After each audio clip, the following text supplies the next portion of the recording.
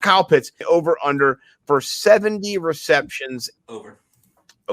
Oh, tell me what makes you say over? You got Hayden Hurst still there. He didn't get released. He's still on the team. You got a lot of other mouths to feed. Why do you say over 70? Because they did not address the running back position. Mike Davis isn't very good. Their offensive line isn't very good.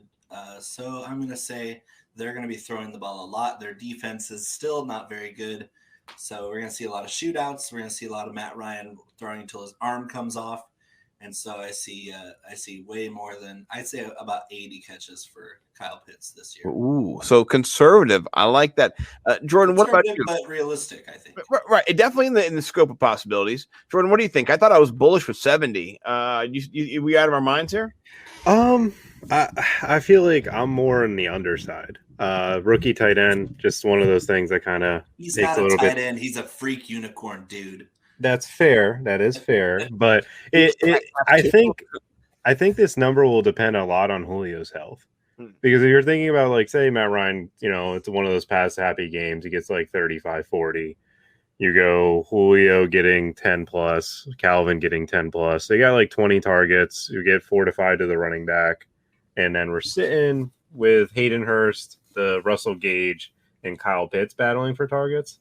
And I mean, if Kyle Pitts could get to 70 receptions, that would be a freaking phenomenal rookie year. But I think he'll hover around like the 63, 64 range for me. Okay. 17 games changes a lot, though. Yeah. So an extra game gives you a little bit more of a pump. And so got to take that.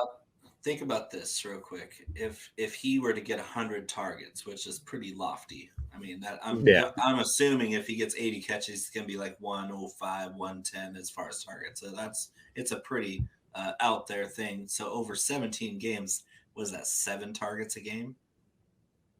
I don't. Yeah. I think that's pretty. That's within range. That's doable. No, it is. No, totally. I mean, that's why again. The game in an offense where they're going to throw it 30 plus times on average every game. Yeah. Well. Speaking of some of those receptions, we know and we saw at Florida that Kyle Pitts was a red zone machine, and Atlanta does not have a red zone threat. You think Julio Jones, but really he struggled. They do now. Yeah, they do now. They have the red zone threat, not just in the down 5-yard line, but 10, 15, 20 yards out, getting behind the linebackers. There's just an opportunity there for sure. I have 8 touchdowns over under. Jordan, we'll start with you. What do you think that number? High, low? Where would you go? I think you're going to go over. That will be the area he dominates for the fantasy DFS side of things. He'll be a huge touchdown upside, and I mean the Panthers prepared to stop him. I don't think the Saints can. And the Tampa Bay Buccaneers, as much as Levante David really locked up on Kelsey, I could totally see this being like a feeler type of game because it's one like Kyle Pitts is different. This is the most freak of a nature I've ever seen come out for the tight end position. He makes DK Metcalf look like AJ Brown. Yeah, he's 20. I mean? Yeah, he's gonna be 20 this year. I think this is where in the red zone, I think is going to be a lot of his work, and he's going to dominate because Arthur Smith definitely comes from Tennessee, where we watched what Derrick Henry was for them, and we have no idea what this guy is going to do with this style of offense. But he sees freak, he uses freak in the red zone. So that's where I'm going. Right? No, I love it. But what about you? Over under 8 TDs? You agree with Jordan? Disagree? Yeah, he's gonna smash that. If I'm gonna stick with 80 catches as my bar for his rookie season, he's gonna crack double digits in touchdowns. Mm-hmm.